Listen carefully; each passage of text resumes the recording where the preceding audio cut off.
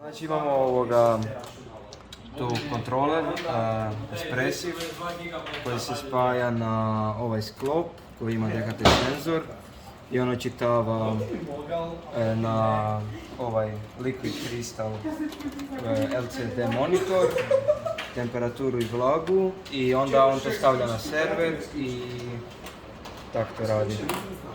Znači, kontroler šalje podatke na server sa ovoga senzora i sa servera Python program, znači Django, Net Framework, vuče podatke sa toga servera i prikazuje na web stranici. Ok, sad malo više tehničkog dijela. Ovo je cijela stranica koja nam prikazuje podatke koje mikrokontroler šalje na server, a Django Framework čita te podatke sa servera, sa MQTT servera i izbacuje ih na web stranicu putem samog Django Frameworka.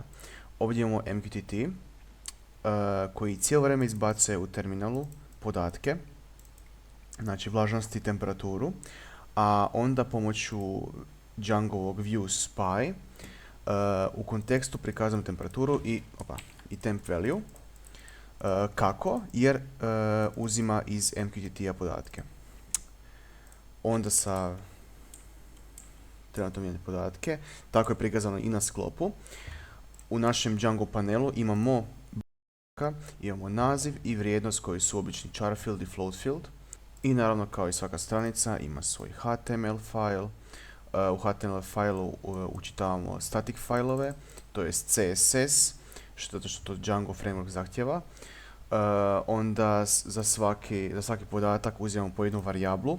Ovo je varijabla koja se učitava iz konteksta. Kontekst je definiran ovdje, temperatura je tu i vlažnost zraka. I sve je to potrebno da bi se podaci prikazali točno i na vrijeme na web stranici.